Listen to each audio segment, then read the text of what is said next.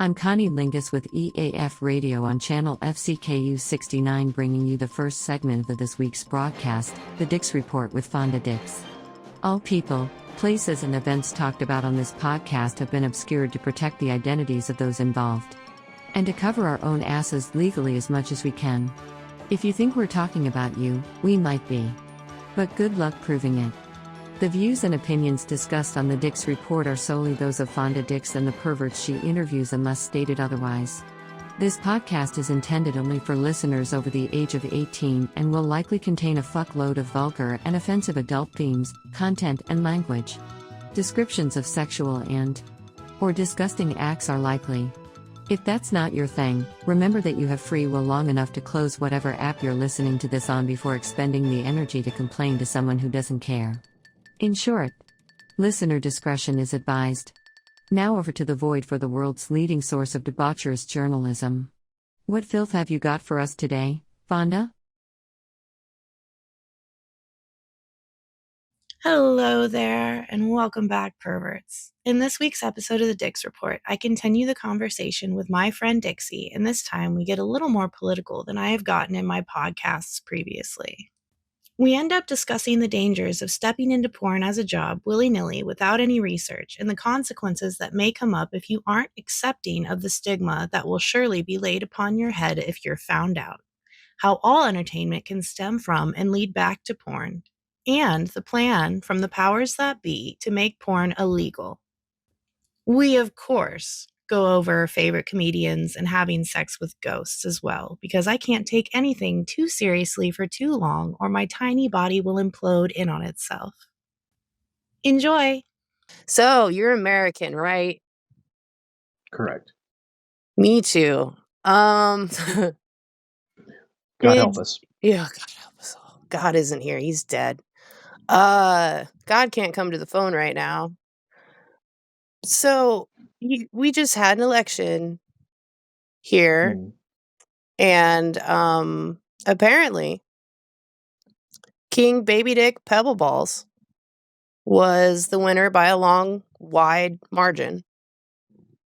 And one of the things on his agenda, his little, Project 2025, I believe, is to completely ban pornography from the internet, if not just in general, ban pornography.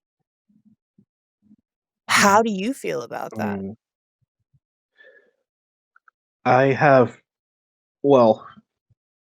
Disclaimer, I have not read any of the 900 plus page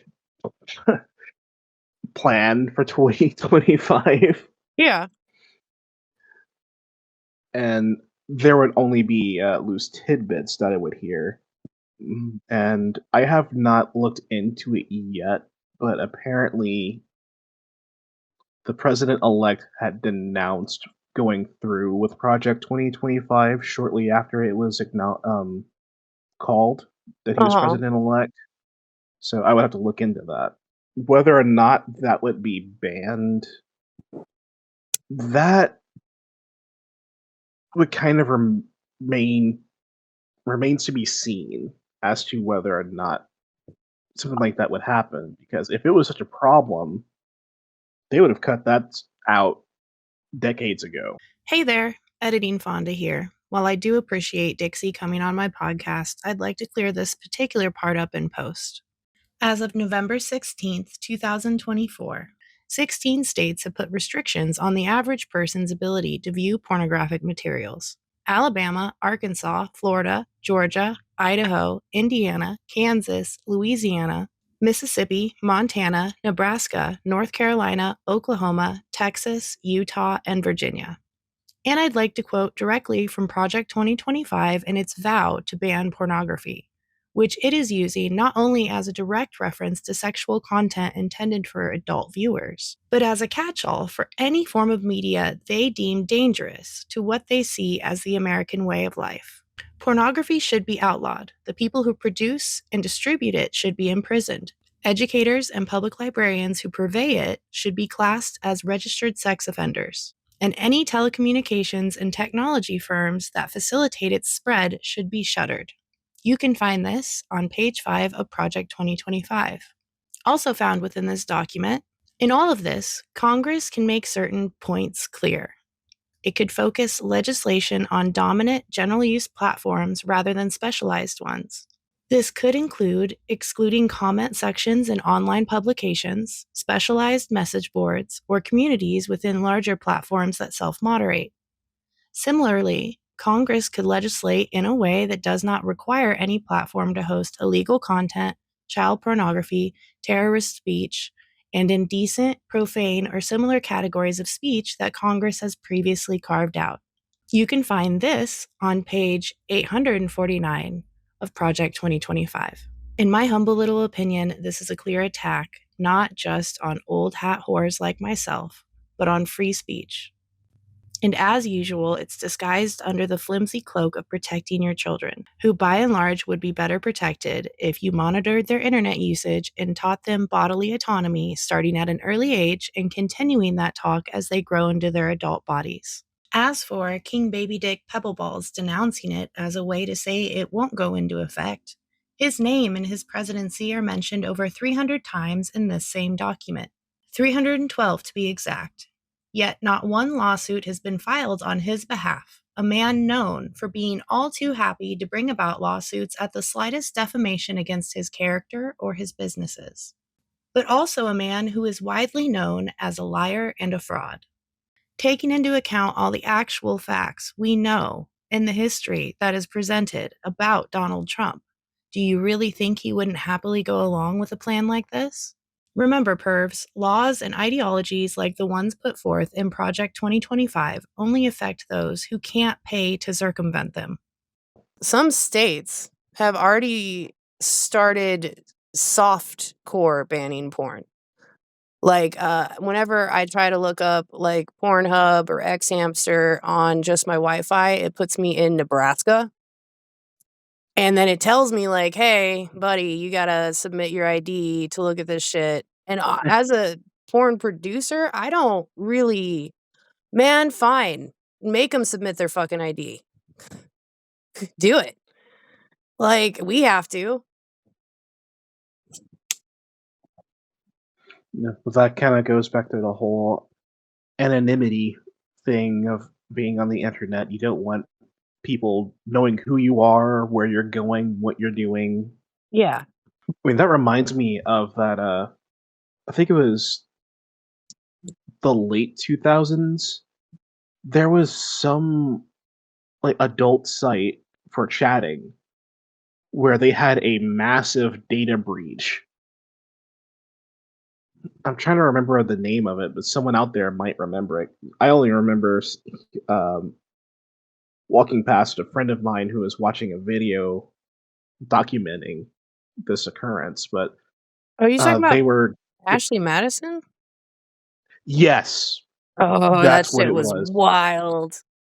They refused to pay a ransom, and the entire user base was put out there for everyone to see. And the number of divorces that year skyrocketed. Yeah, that was a website that was solely created for people who wanted to cheat with other people who wanted to cheat. Yeah, that's what Shit it was was. crazy. And I understand the fear behind people not wanting to give their information to a porn site, because I remember I signed up to Cam. The first time I signed up to Cam, it was on MFC, My Free Cams. And I remember balking at the fucking idea that I had to submit an ID. I was like, "What the fuck? Why? Oh, and my social? What are you gonna do here? What's going on?" And then I realized there are porn laws in place that even existed when I first started to make sure that people who are underage are not partaking and getting on camera, and doing all that shit. Yeah, I mean, that just reminded me of that one actress from what was it, like the 80s, who was Tracy Lords. underage. Yeah, Yeah, she's the reason those exist. Yeah, because she was like, "Fuck it, I look old enough. I can get a fake ID." I didn't know she was involved in that, and I remember seeing her name in like she was in Blade. the first Blade movie, Yeah. and she was also a DJ. She did a track that was featured in the Mortal Kombat movie, and it wasn't until like some forum posts somewhere a few years ago that I found out that she was also infamous in that industry for that reason. I was like, oh wow. Yeah, she made it so we had to have a whole new set of laws regarding porn, which I'm not against. I'm not against that at all. I think there's, it's good to make sure that the people you're not exploiting a child, and Mm. I know there's people out there who will be like, well, that child can reason enough to get a fake ID, go through the whole rigmarole of pretending to be 18 to get on camera. Well, yeah, but their brains aren't fully formed. Nobody's brain is fully formed until you're about 24 or 25. That shit don't even properly turn on until like your mid fucking 20s. And I can't count how many people I've known who have done porn or done some form of sex work and just completely fucking regretted it when their brain fucking fully clicked on. Yeah, I know of one person who I went to high school with who, just to make ends meet, got involved in uh, acting in such films. But I guess that's kind of like the typical Hollywood story of I'm going to go over here. I'm going to try and get a career as an actor or actress. I'm going to do what I can to make it big. But as always, it's only a handful of people who even get a chance to even set foot on a set. And she had gotten some roles as like an extra, maybe had a line or two in some films that she's done, but nothing like headliner worthy. Nothing that would denote like a And big star. exactly. I mean, even Sylvester Stallone did porn before he decided to make Rocky. And I think it's funny, his porn name is the name Rocky, like his boxer name, the Italian Stallion. That is his fucking porn name. It's genius. Wow. I just watched Rocky for the first time the other night. I've seen Sylvester Stallone's porn a couple times before I watched Rocky. So,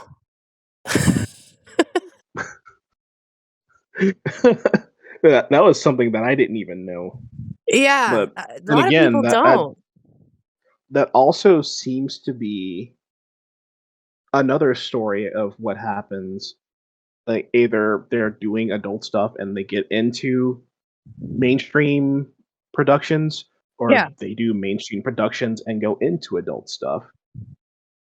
The entertainment industry in general, because that is what I see porn as being a part of. It's entertainment.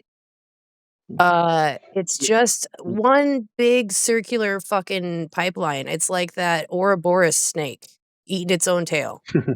Or some could just completely segue into the spotlight of the other side of it. Oh joy. It's time for some ads for products you don't need from companies that don't actually give a single solitary shit about you. Yay. Well, I mean, I'm people could say that's what I'm doing with this podcast, honestly. hmm. Is I'm getting old. My ass is starting to drop. Or has already dropped. Hello. And and I am trying to maintain a level of entertaining people without it having to be of a completely sexual nature. I think anything I do entertainment-wise is always gonna have a tinge of sexuality to it because that's who I am. Full stop, That's through and how through. that's how a lot of people are. Like they'll just be a little inappropriate joke here or there in just normal conversation. Well, I mean, yeah, it's fun. If you're in the right crowd, and everybody's down with it, then why the fuck not? We're human, and to deny part of our humanity, like one of the biggest parts, which is sexuality, or at least the biggest parts for a lot of people, um, is kind of silly. It's like, Yeah. why would you try to encompass the human experience without including one of the most integral parts of it? If porn does somehow magically get banned, what is your plans as a consumer? Where do you go from there? The common thing there that many people around the world already do would probably be to sign up for VPN services. See, that's what And I was thinking. the government would have to ban such services to if they really wanted to keep people from engaging in things like that. But Well, and a lot of the states that it, have already implemented porn bans have also, alongside that, implemented bans. And I mean, I'm talking if you use this and they find out you're using it, you also get jail time for VPN mm, services. yeah. But as Jeff Goldblum in Jurassic Park said, life finds a way. Fuck So yeah. if Fuck yeah, it if they ha- does. if someone has to jump state lines, they'll do it. Well, and that's what I find funny about the government or whatever, the fucking powers that be, about them wanting to ban porn, uh, all this shit. Is like, are you serious? It goes back to that denying integral parts of human sexuality. Like, or Mm, humanity, excuse me, not just human sexuality, humanity. Denying it even is a necessary thing for a lot of people to take part in, even if it's just them and Rosie Palm and her 5 fucking sisters, you know? yeah. And that's stuff that's been going on even before man had their first coherent thought. Oh, dude, they found porn, like, fucking drawn boobies and, like, little stick figure fucking sex scenes on cave walls.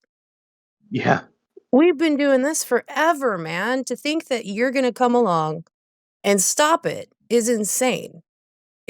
You're just not in the same existence as everybody else. and another thing is, I guess if you have that kind of market going on, that's a sign of a flourishing economy. Editing Fonda here again. A boom in sex work is absolutely not a sign of a flourishing economy from my point of view as someone who has done sex work in one form or another since I was 19.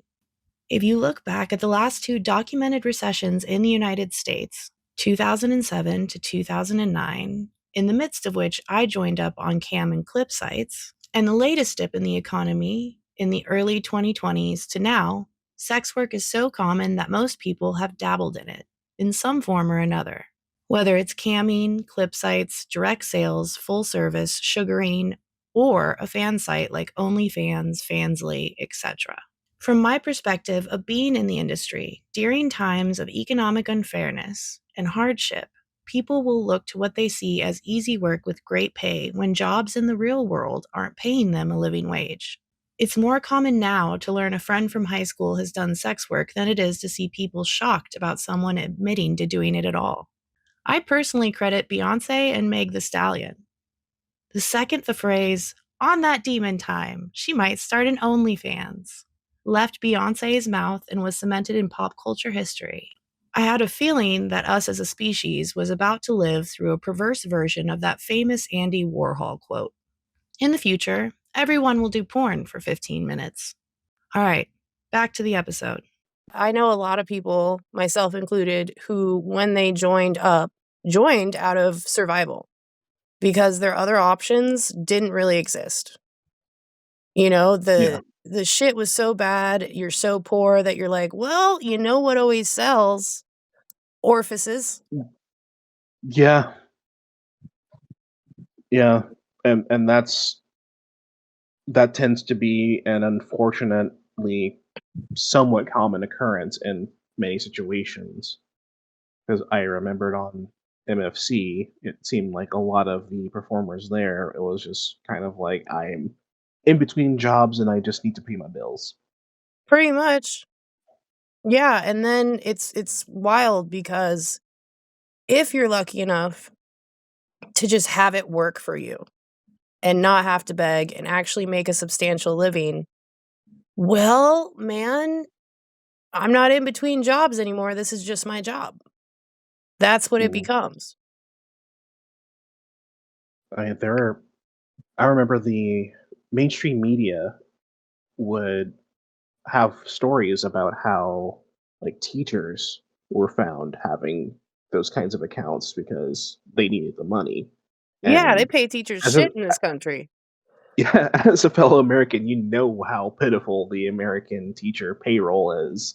So it's understandable that they would have to do something. And unfortunately, opening an OnlyFans account would pay a whole lot more than just having a small part-time job flipping burgers somewhere. Yeah. It's on one hand, if no, fuck it, on both hands, I think because we pay teachers so shit, and as long as they're not filming or engaging in said adult pornographic activities within the classroom or in the school, I don't see the fucking issue, man. I think it shouldn't matter in the first place. Like I said, as long as none of that is spilling over onto their teaching gig, then what does it Mm. matter what somebody does in their fucking free time? I actually know someone who had opened up an account like that and also tried to do some camming on the side. And apparently, they are able to region lock. So if you were accessing the websites from a certain state, you could not see that account.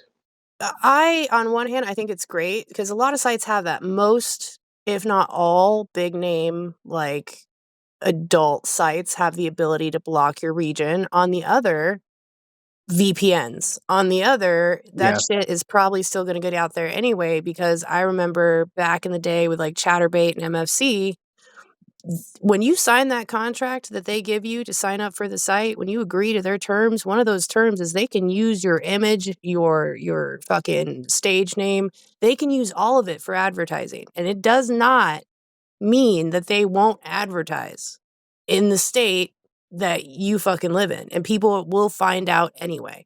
I think if anybody goes into sex mm, work, they should just be under the impression that eventually someone they know in real life is going to find it. And that's unfortunately one of the consequences that comes yeah. along with this giant fucking stigma against sex workers. And I mean, going back to the whole OnlyFans things, when I mentioned earlier that there would be content creators who would only do like boudoir style content. Yeah. I know one a cosplayer who started an OnlyFans and a Fansly with that type of content. There was never anything explicit or even implied nudity or anything like that. But it seemed like after they like hit a certain point in their life, it was just like, okay, abort, abort, abort. I must erase all presence I've had on this platform. And oh, Because dude. even though I wasn't showing anything, what I did show probably would get some uncomfortable interactions with those around me, so gotta get rid of it. Well, and that goes back to no matter what, if you put something out there, there's probably going to be somebody who saves it and uploads it somewhere else. Yep. And that's another thing you have to worry about when you decide whether it's PG or softcore or not. You know, it's gonna come out if you're even moderately successful at it. Or if you just so happen to catch us the wrong person's eye.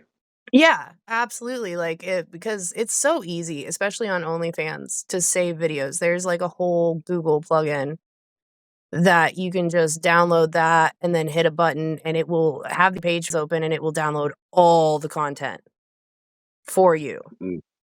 And I never did understand why people would share things like that so openly, unless it was like kind of like a pay it forward kind of mindset of like, hey, I provided all this content, so if anyone else out there has something that might be of interest, please follow suit. But it, Uh, it kind of reminds me of like some of those shows in the 90s where it's like a bunch of teenagers are huddling in a little clubhouse or whatever, and it's like, "Hey, I found these magazines under my dad's bed." That's kind of the mentality, and before Pornhub and all the free porn sites started cracking down on the people who are allowed to upload, Hmm. you could also just monetize that shit. It doesn't matter if it's your content or not. There are still people who take content and they resell it or they upload it to wherever and they make, monetization pennies off of it. Yeah, or paid access, Yeah. fun stuff. I have a weird relationship with people who pirate porn because on one hand, I'm like, man, that fucking sucks. Like, let me make my fucking buck. I don't know why you got to do this. And on the other hand, I'm like, I have a full archive of Yeah, myself from the age of like 19 to now because perverts decided they wanted to upload that shit somewhere. And that's kind of neat. because some of that stuff you've probably lost access to. Oh God, years ago. Years and years ago. And it's like if you use the right keywords to look shit up, you can just find it. It's just right Mm. there. What you put on the internet kind of tends to stay on the fucking internet. It's like trying to remove a stain from something, like a wine stain. I guess those are really hard. That's what all the infomercials tell me. But Yeah, yeah, you can bleach it out as much as you want, but it's still there, even if yeah, you don't see it. yeah. I mean, I saw some lady on a sex worker forum I frequent talking about getting plastic fucking surgery on her face because she wanted to quit the industry and she's so scared it has ruined any chance of her getting a normal job, of her, doing what she actually wants to do to make money in this world. And I just was like floored. I was like, God damn. Okay, we're just jumping straight to like new face. Jesus.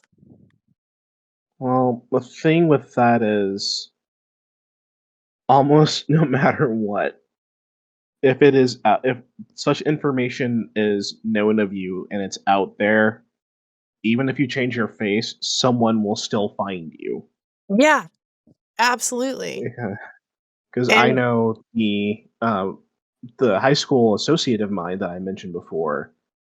Yeah, she had told me that she's used numerous aliases with whatever project she was a part of, and in my boredom one day, I just looked up one of the names just to see what people out there may have said about it, and yeah, there would be forum posts where they would have every single alias that she's worked under. the porn archivers are absolutely obsessive. It's like a point Mm, of pride for them to be that level of in the know. And also, a lot of them just fucking hate the people that they watch. They hate that pornography is something now that is largely paywalled. I'm not saying all of it, obviously, yeah. but I've noticed like some undercurrent. It's like a resentment, like I don't know if they just hate women because, a big swath of the porn industry is women. I don't know if they just hate the gender they're attracted to. And that's how it's denoted. Like, how serial killers generally kill what they want to fuck. Uh, I don't know what it is, but yeah, they they feel a sense of entitlement, and when that entitlement doesn't get Yeah. filled, they start doing shit like that. Like every alias somebody has had. I'm pretty open with every fucking alias I've had. I think it's neat that people can just punch in a name and fucking find me. Like, you would think that shit would have fallen off years ago. Somewhere out there on the internet. Fuck yeah, It might be a it is. dusty forum somewhere, but it's there. Fuck yeah, man. But I can understand other performers not feeling the same way and having a different viewpoint of that. Mm. While we here at FCK 69 News appreciate our listeners, we are forced by capitalism to put ads on this shit. So here's a word from capitalism itself. Enjoy. All right, we have reached the portion of the interview where now I just ask you dumb questions that don't relate really at all. I'm game. Sweet. Do you believe in ghosts? And if so, would you fuck one? Consensually, of course. Funny thing, I have one thing that I'll do is I will go to certain like hentai manga sites just to read whatever is up there. I'm one of the rare few who will, let's say, read porn for the plot, because some of those stories people would put in so much effort into the background, into the details, lore, and all that stuff, to where you could have made a series out of that Oh, they without get creative. any of the yeah. As a matter of fact, one of the books that I picked up, one of the mangas I had picked up from a bookstore a few years ago. Sometime later, I found out that was originally a porn magazine. Took out all the sex stuff That's and fucking serialized awesome. it. That's So it's fucking like, great. yeah, there is more to it than just two horned dogs going at it, and that's something that intrigues me because it's like, okay, this is used as kind of like a vehicle in some instances to kind of get a message across, and some of them have been revolving around ghosts. So when you Have you- ask me if like consensual interaction in such a way, like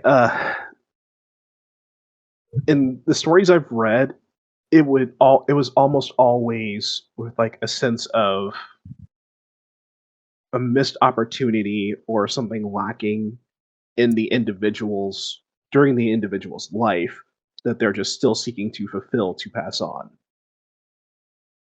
But- And I guess if in that sort of circumstance, it would become a matter of, would I be an asshole and say, "Ew, gross, no, get away from me, suffer forever," or would I be willing to help that person to finally move on? But I guess for those who are just more, would you smash or pass? It would depend on what the ghost looks like. I once had somebody Like, say, and this was totally unprompted by me, but they responded that question with, "Well, as long as I know it's not my mom's ghost." And I was like, "What? Wait, there's a lot to unpack in that. There's a lot to unpack in that, my guy. Wow, we're just gonna move on." So you would fuck a I ghost mean, if it was like the thing that helped them move on from their ghostly existence. yeah, I mean that kind of makes it sound like I'm a very charitable person, but I mean, it just, if you think about it, it's like that's gotta suck, especially if they've been just like either stuck in one place for eons or have been roaming the earth without being able to interact with anyone for decades. And then suddenly I you show mean, up and, they can finally. No, that's just I just thought it was a very interesting way to answer it. Okay, who is your favorite comedian? I've been a fan of Gabriel Iglesias in the past few years. That the fluffy I fellow? haven't, yeah, his stories are always humorous. Same with Kevin Hart, Dave Kevin Hart's Chappelle. great. In some of his specials, some of his materials have been rather hit or miss because they have been going on some fairly touchy subjects. And I try to give him the benefit of a doubt of, I don't think some of the comments he makes comes from a place of hatred, I think it comes from a place of not but understanding. Because I used to be a huge fan of his, like, Chappelle Show. Holy shit. yeah, everyone was a fan of the Chappelle Show, and he had equal opportunity of making fun of everybody, and he still kind of continued that. But I just hate to I see guess with lazy the comedy. He just feels like he got yeah, lazy and decided to be an edgelord. it just feels as if it's, I guess, sort of more politically charged in a sense. No, absolutely. It feels hollow, like that's the main grab. It's rage bait Mm. almost. Brad Williams, I think, is his name. I don't He's know uh him. he's an individual with dwarfism.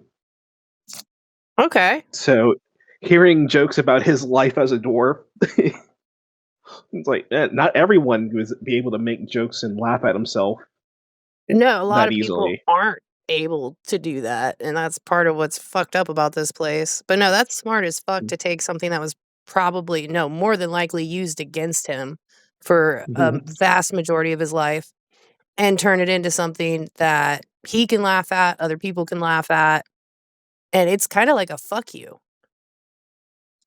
Alright, last question, and then you are free. What is your favorite swear word and why? I honestly don't think I have a favorite.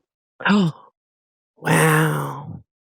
I guess it would just have to come down to what's most used.